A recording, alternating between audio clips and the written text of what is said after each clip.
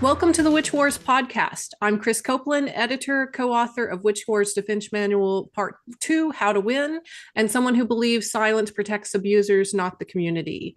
With me is Ed Hubbard, someone who agrees with that, and the original author, the OG of the first Witch Wars Defense Manual, and someone who's been calling this shit out since long before it was trending. And this podcast isn't here to pick petty fights. It's here to protect, to expose, to confront the patterns that have allowed harm to thrive in pagan spaces, from influencer cults to institutions that value image over accountability. How are you, Ed? I'm good, thank you. Um, Let me go ahead and add to that. So I've been at Witch Wars as a action that communities take since I began. One of the biggest things is that the thing about Witch Wars is that everyone thinks of them as bad, and yet they become necessary. And that is one of the things people don't understand. It's not like we can just be quiet. Cults form inside of spaces which are silent. And the question I had a long time ago, are we a faith, a religion, a community, or did we want to breed these cults? Mm, Ultimately, breeding cults was not the thing I wanted to do. I wanted to build a healthy community. yeah, that's something really hard to do. I've seen in the pagan community. We've talked at length about kind of our disillusion with the idea of building community in such a dangerous place to build a community sometimes. Well, the problem is that we start with a stereotype. And really, we have this gentleman by the name of Oberon Zell, who started really a hedonistic and cult-like fashion, in the sense that he claims to be the first to ever use paganism. And because of that, he tends to have these sort of behaviors. Now, he in himself has done a lot of good to the community, but he established the idea of hedonism and paganism and this sort of idea of messianics. You have Gardner, you have Saunders, you have all of these that are started with this idea more messianic than they did community. It came out of the hippie culture, it came out of the political culture. And people think of the environmental movement as being a great movement, but people forget it was very political. It was funded by Russians, the Soviet Union at the time, throughout the world to upset Western civilizations who didn't want environmentalism. And that was one of the first places I ever saw the term witch wars used. The environmentalists were being accused of creating witch wars, emotional wars, battles against the industrialists. And that was a very hippie movement. It was very much an environmental movement. And people saw it as a good thing, but there's a lot of dark side to that too, amongst themselves. Who's going to lead? I love the sermon Dune. And Dune, it says, who's going to practice power? Once power exists, who's going to practice the power? Who are going to choose to use power? Anytime you have a group of three or more people, they begin to wield power. Even if it's a small amount of power, you may not see it, but who gets to use that power? And that's a question that has been in the pagan community. It's been in the national communities and ever since all humanity. Once you have power forming, who gets to use the power? And then why? No, that's a very excellent point. Systemic root of all abuse is taking away someone else's power, someone else's autonomy to choose for themselves. Hmm. Um, and that's it's interesting that we're creating this podcast right now because I have recently been appointed to head the Order of Survivors that was founded by uh, beloved Lady Wendy. And as part of that, I will be helping those who have experienced abuse in their lives. And yeah, it's kind of dawning on me how big of a responsibility that is, because at the same time that I am here to help people who have survived abuse, help survivors, I am also put into a position of power over those survivors by simply having this service available to them, this order available to them. And that has to come with a lot of cautions and a lot of policies put into place to make sure that I nor anyone else in the program can abuse that power. What would you recommend as far as like people who want to get started with eliminating abuse from their community and building a community without abuse? How do you even do that? So you can't. Ultimately, you can't. All you can do is confront it and eliminate it from the individual sources. It is impossible to say to get rid of all abuse. It is impossible to get rid of all action. So we live in this perfect world. Mm, Believe me, if we did, we would be there already. What you can do is create space and create ways for those who are good and positive and doing great actions to have the energy and the flow and the non-interruption. The original Witch Wars manual was written for that purpose. It was written back in 2005 on a 10-day binge. I was so mad. I was so sick of it. Every year the Corellians had existed, especially once they started something called Witch School. Witch School became the first online public school. Along with, you had Cherry Hill, which was very much for the elitists, people who had college degrees, who wanted to do theology and do philosophy, and they did a great job. And they're still here today. Both these academics, 20-something years, are still there, but they had very different goals. But because our goals was base and popular to attract people, those who felt elite, those who felt not Cherry Hill so much, but people who felt elite, said you can't do that. That's terrible. And they would attack us every year. And the Krellins grew very quickly because we had a very accessible thing. And we believe that everybody should be a witch. Everybody should have that practice. And remember, and when our first flights were people like, oh no, you should only do initiations. Covenant of the Goddess. Only we can decide who are witches. That was our first abuse. mm, The right to say we could.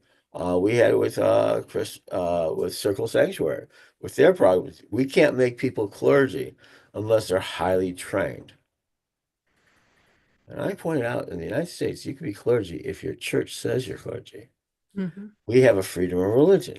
And so we were beginning, and that there were certain aspects of the religious law. And I was a paralegal at the time, and I studied it really well. And he said, no, once you have a church, it becomes reciprocal in most of the states of the Union. Once we figured that out, Universal Life Church, I think that we grew quite a bit. Now we required certain standards, but we were attacked year after year. Our groups were attacked year after year and after year to fight for this right of clergy, for recognized clergy. Now remember, you don't have to recognize clergy. If a group you don't like, you don't have to recognize it. Only the United States government and those governments which we've worked with, South Africa, we've done really well with, the Philippines, we've done well with, Britain, we've done well with. We've done well with other countries, but we started with the United States. And so the Rich Wars for Defense Manual was written with what I was seeing around me and how do you fight it. And after 10 days of writing it, it's a terrible book. I mean, in the sense of it's not properly edited. It's this Discordian manual. I didn't care. I mean, people have always gone back to it and said it's a hateful, angry book. Yes, it was. But it had really sound advice in there. And those witch wars across the United States calmed down. In 2006, they calmed down a lot. And everybody goes, why do they calm down so much? Well, I gave tools. It was a Witch Wars defense manual. I gave tools to people so they could start defending themselves. And it's probably one of the most downloaded books. People don't want to admit it. But you can download it today. Go to Crowley Publishing, go look on the page for buying the new book, and you can download the original manual. mhm. Yeah, you can download it for free on the website. Because I thought it was, And sorry, because go I thought it ahead. was so important. Yeah, absolutely. Now, we were recently accused in a video that has now been deleted by a member of the pagan media of using this uh, using this issue with Christian Day that has not just come up, but has repeatedly come up for the past 20 years as a way to like sell the book. But if we're giving it away for free, we're not making any money off of it. I can guarantee that. And the second one, we haven't sold any copies since I've written that document. So I don't know how we could actually be like profiting off of it without any profit. But I just wanted to clear that up that So, there is no profit in it for sure. There's no so let's profit in talk pagan about that media. as the first attack. And let's be honest, it was Harold Carr of Witchcraft TV who basically made that accusation. Let's be very specific who it is. And that is the first common attack inside paganism. You're making money. Mm, Making money is taboo for many people. You can't make money off this. And that you're making money, this is where you're doing it because we somehow have turned making earnings into a crime. mm, And that is a first attack. It's the same as, oh, that rock band sold out when they were doing huge concerts. I remember when they were a house band. I saw Debbie Harry one time very early. Um, very early. So that was something that I had to deal with. But, people went, but then she got to be very big. And I remember people who saw her at the house, oh, she sold out. She didn't do. No, she's earning a living. mhm, Rock bands earn a living. Britney Spears earns a living. No, Taylor Swift earned more than ever. But if you don't like it, you attack it on the idea mm. that that it is, they sold out. They sold out to the system. Yeah. So there's That's twofold in what, that argument. There's the idea that one, we're not actually making money on it because there is no money to be made in pagan media. And two, it's not illegal to make money. So yeah, absolutely. Um, I have a going back to this issue with Harold Carter, and what came up out of this was the situation with Christian Day, and I think that Christian Day is just a symptom of this disease, this deeper rot that is in the community. But he's definitely a great case study for witch wars in general. But can you tell me a little bit, because you've had experiences with Christian Day in the past, you've had run-ins with him too. Can you kind of recap what your knowledge is and your experience of him and his cult-like following is about? well, Christian Day is a very different and unique character. I've known him since 2007, right before he got started. And he and I were like, we were friends. I mean, like real friends for a long time. And what broke us up as friends is I agree with him on 90% of what he talks about, but he will not treat human beings like human beings. He treats them like tools. He, in the day, we were both, I'll admit it, the Art of Negotiation and the books by Trump and The Apprentice, I was a big fan of all of that. Hmm? I was a huge fan of all of that. Well, they weren't written by Trump anyway, so they were actually written by decent writers who knew their topic. So it Sure, makes and sense. They're good books, yeah, in they were general. good books. I Yeah. mean, The Art of Negotiation it was a fantastic book. But there comes a moment when, for me, Trump jumped the fence when he went after Obama. Right, he showed his racist side. I didn't never see that. I saw him as, and remember, we were trained. So And I think basically, the key word there is that you didn't see it. There's court documents showing that Trump had racist ideologies from back in the 80s when he refused to rent to black people. So we know that he has a history of it, but just because that's today, since since all of right. that stuff has come back up. But the average So person back then didn't have a clue. Christian Day was trained in the same background. He was a New York advertising agent. Mm. And Sean Boyer, the King of Witches of Salem, was doing various types of works. And then he passed away, and Christian Day felt compelled to take over that position. So he didn't fit comfortably there, and he took on this very harsh attitude. He was afraid. He was not in control.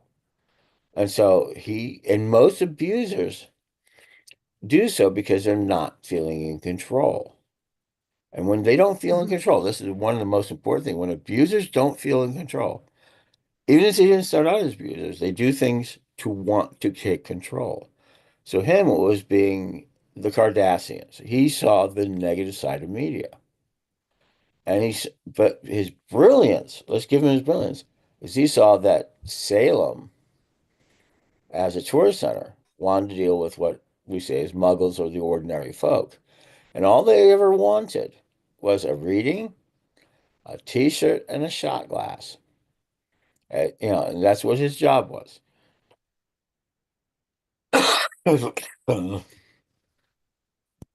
Is to give them a reading, a t-shirt, and a shot glass. And he did that very, very well with the Festival of the Dead. That financial control outside of our community gave him a lot of control into it. Plus, you got to remember, Salem has got a very distinct system for legal. It's one of the few places in the country you can legally read. And I call, he wants to describe to me, and I've used it, is the pimp and whore system. Mm. Meaning a shop gets a license. This is how it works. A shop gets a license, and then they're allowed to have up to 5 readers. But every reader has to also be licensed through that shop. Okay, that's a very important distinction. They can't be independent. They can't do anything. They have to work through a shop. So So there's that, control built into the system, right, the shop is then held liable. which means He, there's abuse built into the system too. that's why it's called the pimp and whore system. Yeah. So he is the pimp who gets the psychics to do tricks. If they lose it, and it's good money. I mean, let me tell you, there are people who've gotten very, very good money, some who've gotten wealthy now over the last 20 years from this. But if he doesn't like you or you do something, you can lose your license in a moment. And it's not like you can go to another shop. You have to go through the whole process again. You have to find a licensed shop, which are few, and get picked up, or you can't work in Salem anymore. That started where I think his biggest abuse is. And then he has the big psychic fair with 20 psychics, which I made $6,000. He made 50, I sold $15,000 reading, which I made back 6,000. I Mm. only got 35% of the money. So he keeps the lion's share as well. And his argument let's be honest, it's 50-50 in a lot of areas. But he took the extra 15% because of all the extra expenses and all the advertising. Mm. And you're buying into it. So I bought into it. So I'm not discarding that. All right. But he controls that. And it's a contractor position, but he treats you like an employee. Meaning he tells you when you're working, how you're working. If you miss a day, they treat you like an employee. Big violation of it. But no one talks about it because money. Yeah. Christian Dave And gets away with a lot of things, as all abusers do, because of money. yeah, you talked about how his biggest abuses came when he was given the power to abuse, and that's really explains like why he is simply a symptom of this deeper disease in the community, this rot in our community of like hero worship and gatekeeping disguised as tradition. Like the Salem Council gets to decide who can be a psychic and who cannot. That right there is gatekeeping, and gatekeeping in a capitalist society on a capitalist project is just just weird in my thinking. Like it should not exist. If we're going to have a free market system, it should be completely free market. And then there's predatory capitalism involved in that as well, where it's all about making the profit and not providing the service that the reader is paying or that the person being read is paying for. And it creates this culture of silence and fear of speaking out because they're afraid to lose this 6,000 or however much they're making in 1 month on this psychic Mhm. fair. Now, New Orleans is the opposite. You don't have to have a license, and it's as abusive, and it's far more abusive than it is Salem. I mean, I understand Salem's control, why they do it, and it makes it a healthier community. Believe it or not, it makes it a healthier community. Because when you compare it to New Orleans, they fight over spots, they fight over shops. And where's Christian Day? Fighting very well. He's there too. Hmm?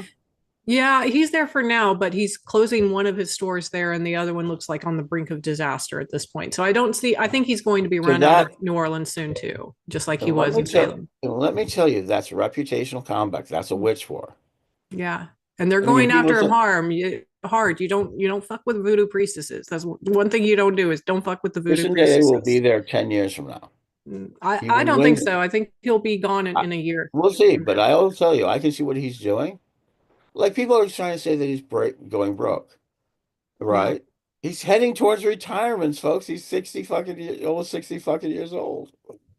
60 years old. He's heading towards retirement. He closed the shop and the shop he closed in uh Hex uh in New Orleans was because, right? Was because he got 3 times the price he paid for that. And he's starting to consolidate towards retirement.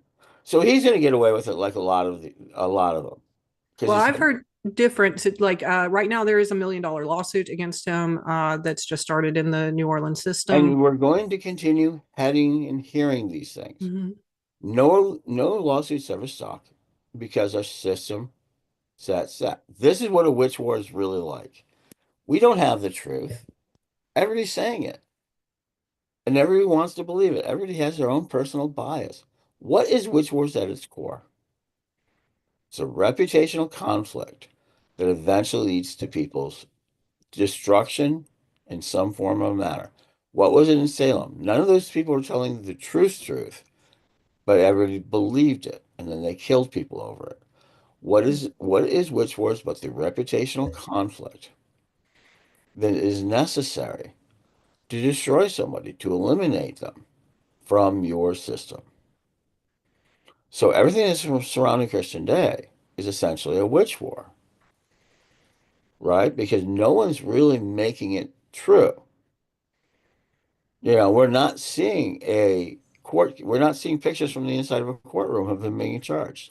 We're hearing it. I have heard about $1 million lawsuit against Christian Day for 20 Oh, years. I've seen the documentation. It's already done. Like it's already in the system. I've been talking to the And survivors of his abuse. I've seen the documents. I've seen the filings. It's happening. and this conversation right here is at the heart of a witch war, where people are trying to convince, where you're, and quite rightly so, trying to convince me that Christian Day is in trouble. And I I don't don't need believe to it. convince you. I mean, I've seen the evidence. So whether you believe it or not is another thing. But for our audience's opinion, for our audience's information, I have seen the documentation. I believe that Christian Day And this will be is found the responsible in court. and this is the essence of a witch war. This disagreement right here is what witch wars prey upon. Hmm. Oberon is a good guy. Yeah, we've heard. So let me tell you about the greatest witch war in our community that we're ignoring, and we will not hold it to. And it's been conviction, and people will still back him up. Kenny Klein. Let's talk about. He was convicted and died in jail. He was a child photographer, pornographic. He was caught with it for over 20 years. Every woman, every child, everybody who went to the authorities within these festivals that said they were having abuse were shut down. Why? Because Kevin Klein was one of the most successful musicians in our community. Okay. But And he nobody, did die in jail. In the end, he still and died in convicted, jail. Yeah, right? and I think that Christian Day is headed for that same route. Maybe not in jail, but he's definitely going to die penniless from these lawsuits. And that's fine. But let's talk about Kenny Klein. Let's not go into Christian Day because Christian Day is many things, but he's not a child molester. Hmm? He's That we just not. know of. No, this is something I do know. I mean, this is something I don't believe. I've never seen the evidence. I mean, I've talked to a lot of people, but that's not important, right? What is important, Kevin Klein was a child abuser. Hmm? He was photographing pagan children. We never got to see the photographs. Once he got claimed, the police would not let us see him under the rules. We don't know who was attacked. We don't know who was he selling kids' photos. We know a few because they came out. But what happened? Every time a mother or a woman would talk about it, they would be shut down by the festivals, even tossed out of festivals to protect Kevin Klein. They did that for over 20 years until they got raided. He got raided. And then you find out who did he hang out? Oberon Zell, Isaac Bonowitz, all of the musicians. They all defended him because the opposite of what we're looking there. They all protected him and tossed people out. And they've done All the good. same with Christian Day too. They've tossed people out and defended him too. It's But let's not shocking to get into me. Christian Day. Let's just Yeah. stick with this Kevin Klein. Because what happens is that witch wars will take possession of your mind. One of the things that happens to people is that their minds get possessed by the enemy. And Kenny Klein was that way. Then they convicted him. I have over 30 radio shows. And what did those good people want me to do? They wanted me to erase all the shows he was on, which I refused to do because they're public record. So this, even after they are found guilty, even though we found him guilty, the people that were the right people, the just people, the people that we look up to, wanted me to bury the fact that they had done interviews with Kenny Clark. Mm, They want to take this abuse and then bury it. Hmm? We never have to deal with it. The festivals still have not taken care, still have not built systems. I have a real issue with a lot of the festivals because they're based on hedonism. They're based on, which I love. Don't get me wrong, I'm a hedonist. Love the opening, right? But they're not taking care of what to do when somebody is an abuser. A few of the newer festivals are doing it, but the older festivals, they don't care. But they will then bury the enemy. They will bury the fact that they were involved. mm. You see that. So their reputations were set, what were what? Intact. So the issue with Kevin Kline that still exists today, because he's dead, he's gone, he died in jail. But the And we issue that know that he still exists, convicted and he committed these crimes at our yeah, festivals. yeah, and the issue that still exists today from that scenario is that there are other people that were involved in that situation that have not been held accountable for it, or that got away with whatever their involvement was in it. Even if it was just burying it. Hmm? Mm-hmm. Yeah, even if it's just covering it up, it's still covering up crimes, especially Right. crimes against children.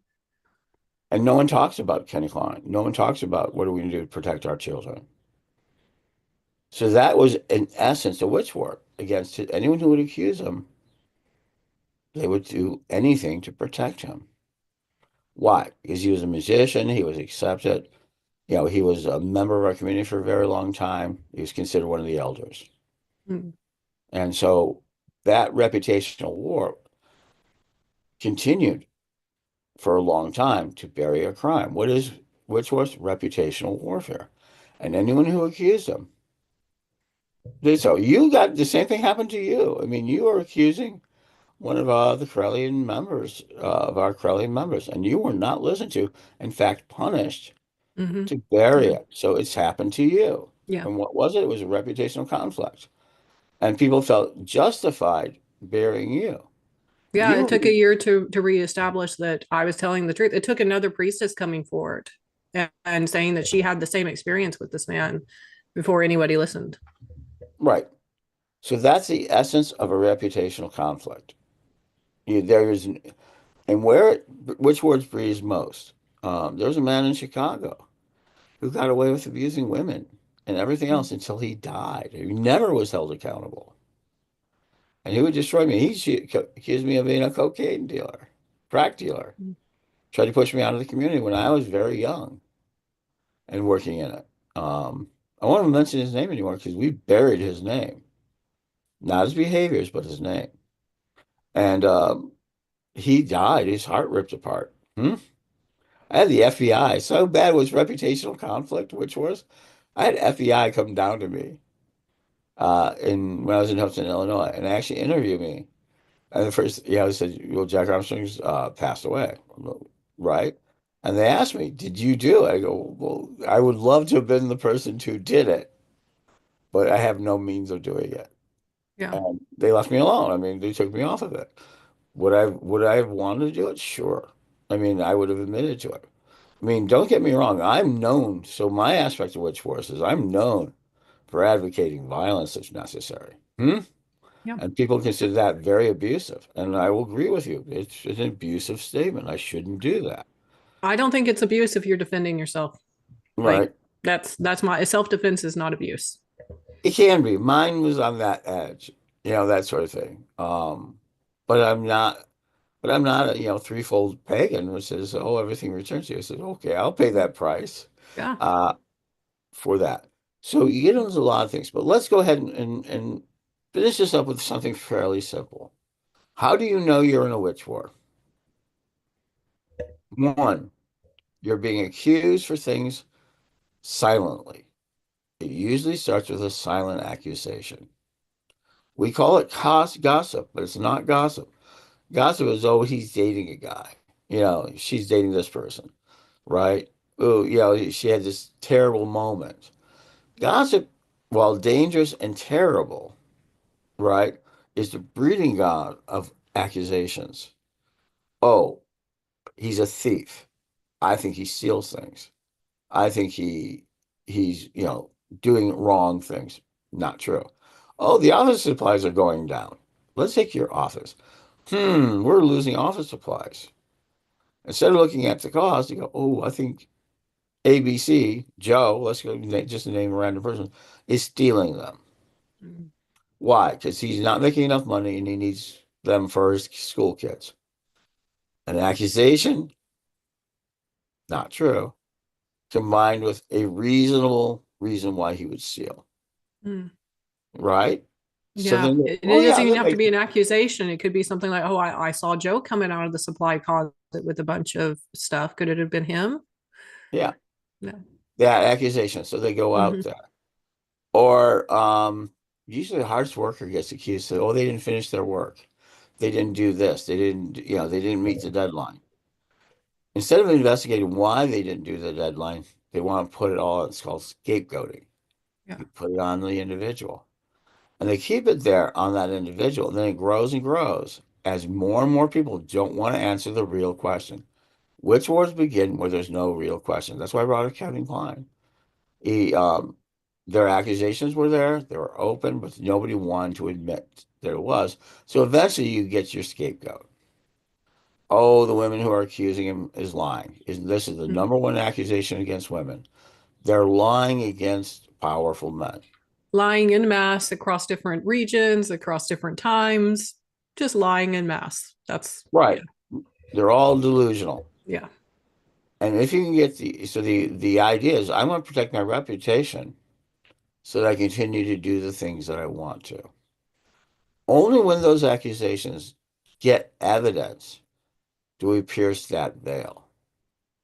You find out the young woman gets fired, and all of a sudden the office completely falls apart.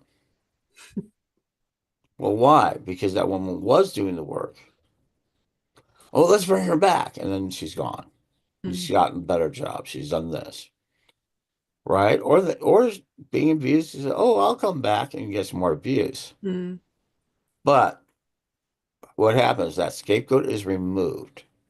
yeah, Even if it is by burning, even if it's by hanging, in a gang, it's by being shot. And these are practiced amongst corporations. You get fired, and your reputation gets so you can't be hired. The problem is the consequences of being accused falsely. So the minute that begins to happen, you have to begin to defend yourself. I think in the next podcast we'll talk about how to defend yourself, yeah. how to begin That's the right. process of doing so. But right Yeah. now, don't let yourself be accused falsely, right? Yeah, and I have a question for you because there's a lot of times people who come to this realization that they're no longer going to be part of this corrupt system, like you went through this process yourself, that you decided this was not, you didn't want to be silent anymore. For me, I never knew how to be silent. I was just always talking and telling what I saw and what I experienced with a zero filter, and that's how I ended up in this work of helping survivors. But for you, what was that moment where you were like, enough is enough? Fuck this. I'm done with it. I'm going to call out everybody. I'm going to make this, I'm going to draw a line in the sand. What was that moment? So I decided I was going to be the dirty dog. I didn't care about my reputation, and I still don't. Understand, my reputation has a better time than I do. Um, I decided I didn't care anymore because I kept seeing good people attacked, and I Mm, wanted to make sure if you're going to attack good people, I was going to attack back. So Reverend Don was just getting started in his career. I mean, he started growing into a nationwide and eventually a global figure that I feel that he deserves. yeah. We don't see the same things about it. Selena Fox's people were being attacked. I saw so many people, good people, being attacked to take them down over against this sort of older occult elite. And I decided, no, I'm not going to let them be attacked. I'm going to defend them so they can focus on their things. Eventually, today, I'm very proud of that. So many leadership made it through their trials and tribulations. And I fought, and I taught people how to do this, how to fight, fight this back. Because I rather fight, know that I fought, not try to save their reputations. Let them have their reputations. Let them do their good works. But I started fighting back reputationally. Why are you doing this to the person? So I started confronting people. And Mm, this is why I've got a really nasty, dark reputation in the pagan community. I do. And okay. Because I need to have, and today, what do we got? The Corellians eventually ended up on the main stage, which was my life's goal, at the Parliament of World's Religions, which is a highly political organization. Let's not make no bones about it. The Parliament of World's Religions is a high, and we didn't, you know who the biggest fighters with us were? Other pagan groups. They were mm, jealous, they were mad, but we made it there. We've made it into being in the world in so many different ways. We've helped people, and we've also lost people. We've lost, and I won't go into the details, but we've had a member of ours beheaded. I mean, actually mm. beheaded. Yeah, I It was remember more that. than a decade ago, but so I began to fight for people so they can do their job, do what they want, to find their way. And even today I still fight, of that quarter. Now I'm more quiet. Now I'm fighting for something new, but the lessons of Witch Wars stay the same. You Yeah. cannot allow your reputation to be attacked and consistently attacked and think there's no harm in that. Yeah. And this was just the beginning. These leaders that end up being caught up in these leaders that abuse other people in the community, or even if they're not leaders, they're the people that abuse in our community. They're only a symptom of what's of this deeper infection. So in that next episode, we'll go in deeper into the tactics that abusers use to stay in power and Mhm. how our community keeps falling for it, as well as lessons straight from the Witch Wars manuals, not theory, but strategy for how to, one, prevent yourself from becoming involved in these situations, and two, how to stop it when you notice that it's happening in your community. So if you're ready to stop playing nice and start protecting what matters, you're in the right place. Thank you for joining us today. Blessed be and stay vigilant. Let's be